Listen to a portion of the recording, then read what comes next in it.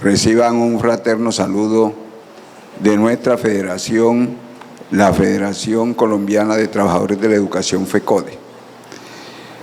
Importante, compañeras y compañeros, este evento es un evento de coyuntura porque tenemos que irnos preparando para grandes acciones. Aquí, si el pueblo colombiano no se moviliza en defensa del gobierno del cambio, téngalo por seguro que vamos simplemente a observar que la historia pasa, pero sin ningún cambio. Y eso podría juntarnos con los 200 años que en otrora hemos estado y que aspiramos unos cambios muy profundos en este gobierno. Y si no hacemos estos grandes esfuerzos, la oligarquía va a decir que llegó un gobierno del cambio, pero que no logró nada. ¿Y por qué no logra nada? Porque si no se aprueban las leyes sociales, no es posible generar unos nuevos modelos de desarrollo.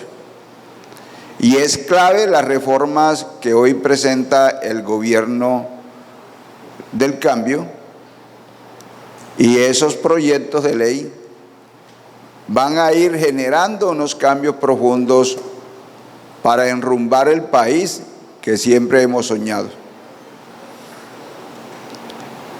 Y creo que no hay un solo colombiano, una sola colombiana que no se siente desde la tarde, por la mañana, en pensar, y siempre se dice, pero ¿cómo es que vamos a lograr resolver las grandes desigualdades del país?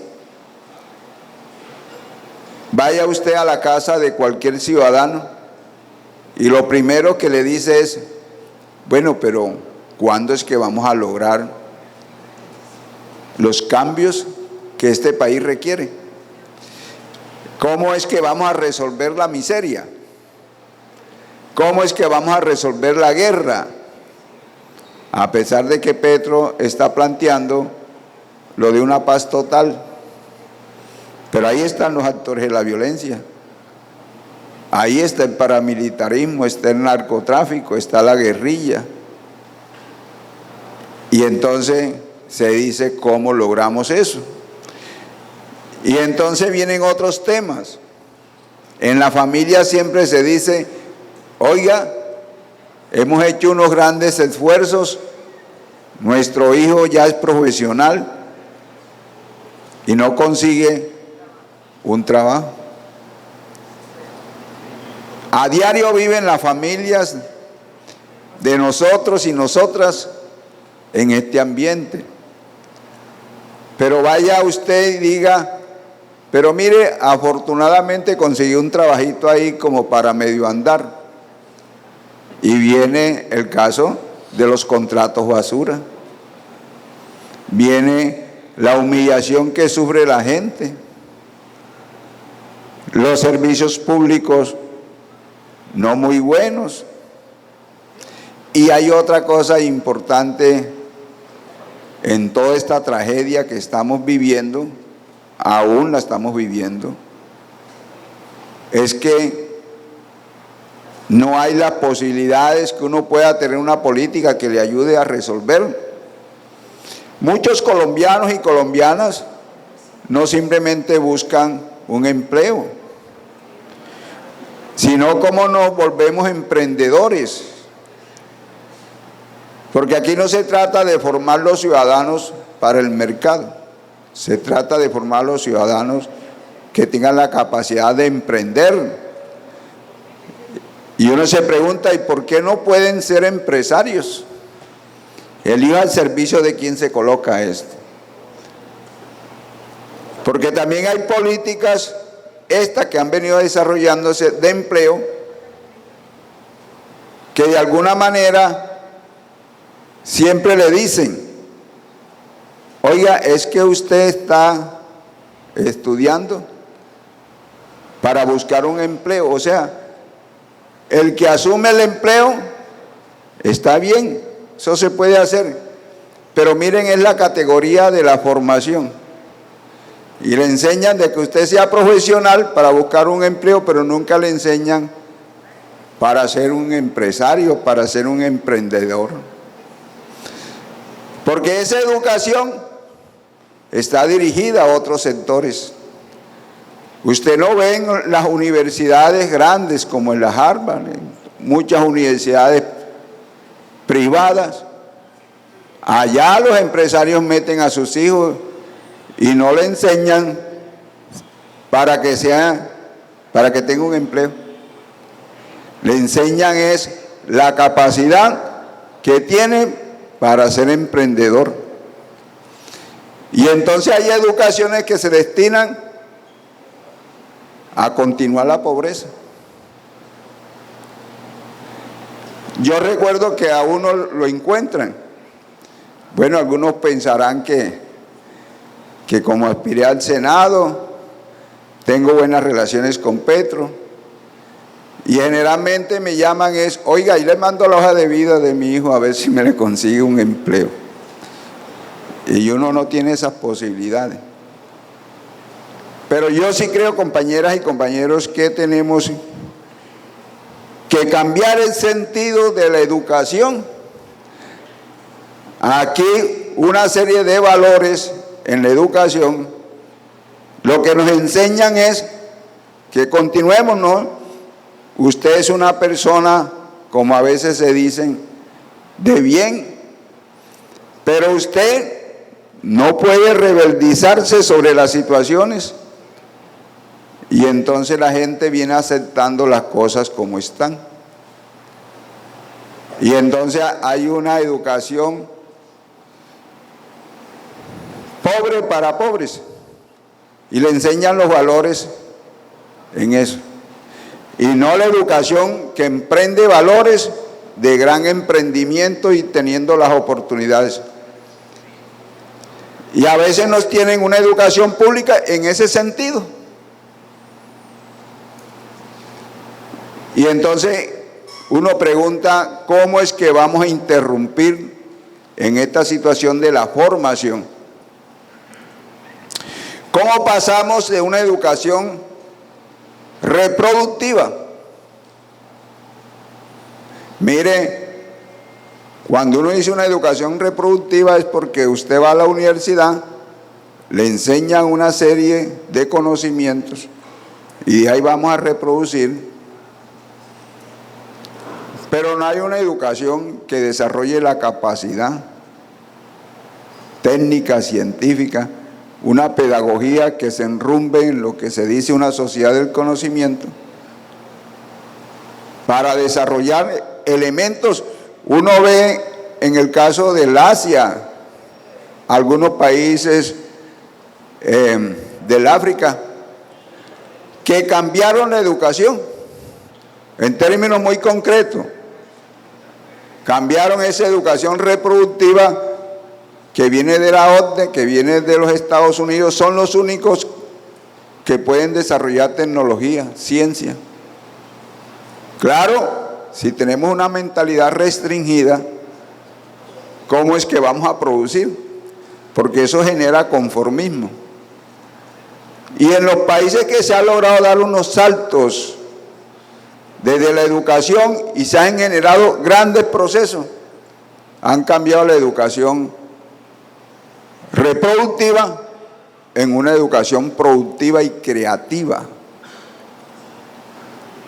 Y les digo esto, compañeras y compañeros, ya escuchamos lo del proyecto de ley estatutaria. Estamos pensando en una ley de esa índole, no es cualquier cosa.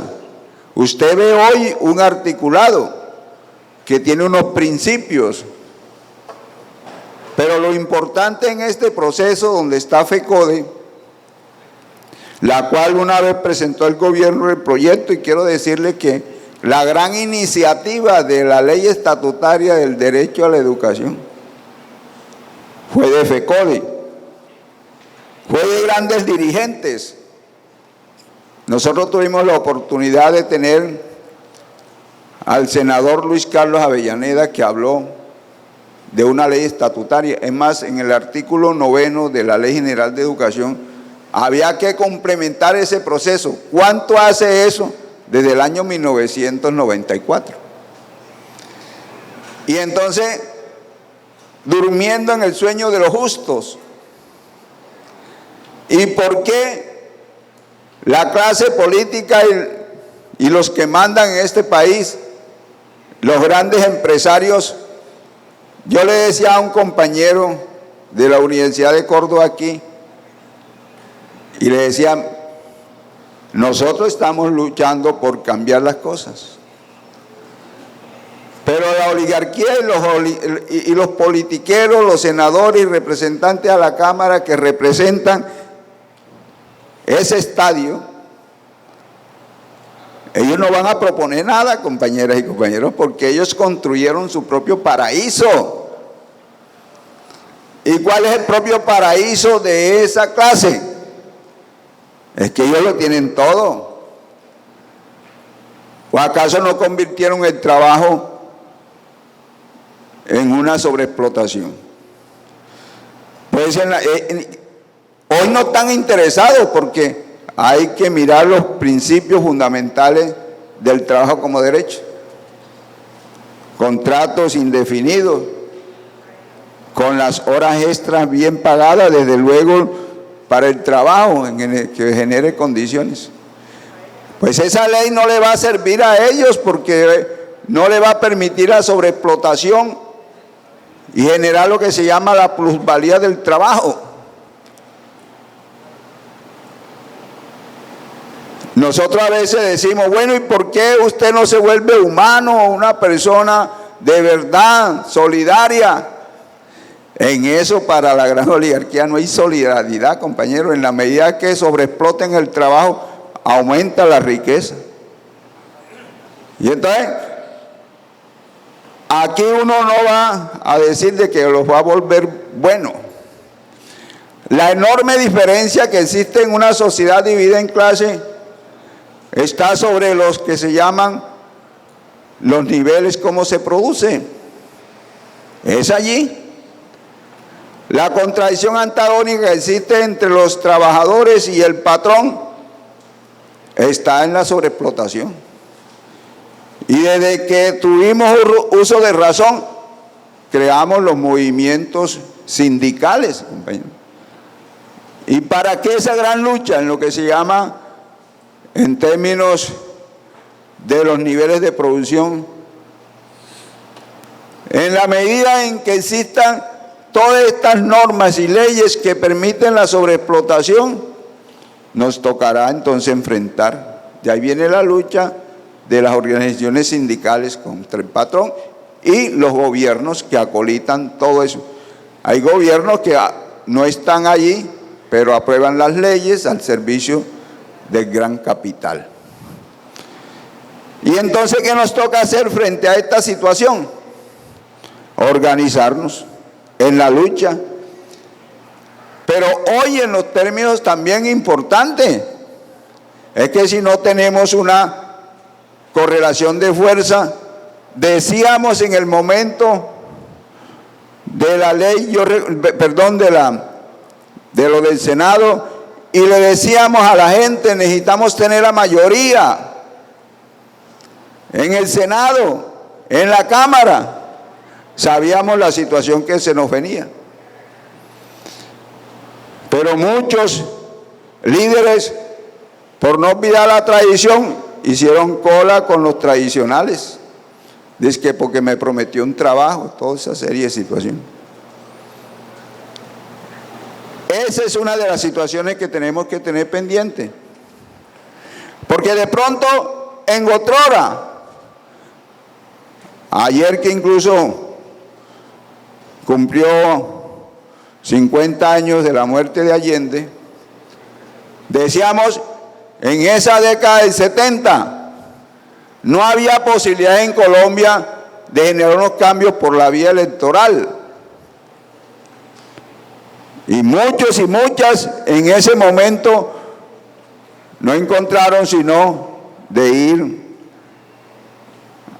como uno dice, a la guerra, a las montañas. Así lo hizo Petro. Y por eso decimos que no nos sentimos renegados por esta situación. Pero le tengo que decir con claridad que si no se hubiese esa juventud levantado, no tuviésemos las oportunidades que se empiezan a abrir, que tenemos que mantener. Por eso aquí no hay que renegar de eso. Ahí tenemos un Carlos Pizarro, toda esta gente luchadora, mucho sacrificio. Pero lo que yo les quiero expresar a ustedes es que son los niveles de lucha para avanzar en estos cambios. Y siempre les recuerdo algo. Si aquí, compañeras y compañeros, no logramos estas reformas sociales que van a dar las posibilidades de resolver estos que yo les estoy diciendo, compañeras y compañeros, nos volvemos a reencontrar con los 200 años. ¿Y cuáles son esas reformas sociales? Desde luego, la reforma a la salud. Hoy, muchos parlamentarios les interesa mantener, porque ellos son los dueños de la GPS. Y es que con los recursos de nosotras y nosotros que pagamos impuestos, es que se mantienen las GPS. Y uno me pregunta, ¿por qué no puede asumir el Estado esta responsabilidad, lo que se denomina la salud como derecho? Ténganlo por seguro que si logramos esa ley, no tendría sentido nosotros permanecer aislados, porque casi esto tiene las mismas situaciones. Los operadores funcionan como EPS. Y en la medida en que sean intermediarios y niegan el derecho, se enriquecen. Y ellos no tienen una situación también difícil. Lo que hemos dicho es que no puede dar el salto al vacío, de ir detrás de una ley que no existe. Hoy existe la ley 100. Si fracasa nuestro modelo de la ley 91 del 89, estamos exceptuados en el artículo 279. Lo que nos espera es la ley 100, compañeras y compañeros. Entonces, por eso es que hay que meterle toda la fuerza, unos nuevos pliegos de condiciones que tienen una serie de instrumentos para que se nos cumpla. Pero tenemos que estar en esa situación permanente. Y cuando planteamos el problema del trabajo como derecho, es las garantías que debe generar el Estado para que usted pueda producir, pero también tener un trabajo en condiciones dignas. Y ahí viene una situación del Estado, cómo logramos para que todas y todos podamos ser dueños de los elementos de producción. ¿Por qué no? El cooperativismo nos ha enseñado de cómo nosotros colectivamente producimos. Y ahí tenemos herramientas. Porque no simplemente es que se creen las condiciones para el trabajo digno, sino también lo que posibilita construir niveles de producción que nos permitan generar garantías y nosotros mismos generar los niveles de producción. Hay que trabajar en esa vía. Y entonces tiene que haber una gran oportunidad. Sobre el problema pensional, ¿qué es lo que le ha ofrecido la oligarquía a los viejitos, a los abuelitos? Le ha ofrecido el asilo. Y como eso se vuelve fastidioso, tener un viejito sin pensiones en la casa, lo llevan allá al asilo, se olvidan de él. Y a veces cuando mueren, ni siquiera se enteran el día que muere. O sea, la persona humana de por sí es social, tiene que estar con su familia. Esa es la armonía, ese es el significado de la vida. No hay ahí el significado de la muerte. Esa no puede ser la triste historia que hemos vivido desde que somos república. Y entonces necesitamos una ley que reivindique la pensión, porque lo que reivindica un pensionado es que pueda sobrevivir de ello y estar ahí con su familia. Y eso es lo que garantiza esa parte de los niveles de un pensionado. No importa si cotizó o no cotizó. Lo importante es que ha vivido aquí haciendo trabajo. De alguna manera hay que generarle las garantías de una vejez en condiciones dignas.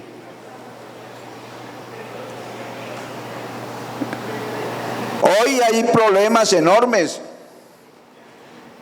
En el día de ayer nos reunimos con varios congresistas para impulsar la ley estatutaria de la educación. Ahí hay los principios, ahí le voy a dejar el texto ya que se radicó ayer a las 2 de la tarde con la ministra de Educación. Ahí estuvimos FECODE. Al proyecto inicial le hicimos unas modificaciones, les quitamos un poco de término neoliberal, porque si ustedes miran el artículo 67 de la Constitución, ahí lo que se habla es del servicio a la educación. Es un principio neoliberal, porque mire con lo que dice muchos términos, a veces la Constitución dice, cuando se habla del servicio público. Entonces el servicio público de la educación es como el taxista. El taxista presta un servicio público. ¿Quién lo coge? El que tiene con qué pagar. No puede ser un servicio, tiene que ser un derecho. Y el Estado es el que tiene que generar las garantías del derecho.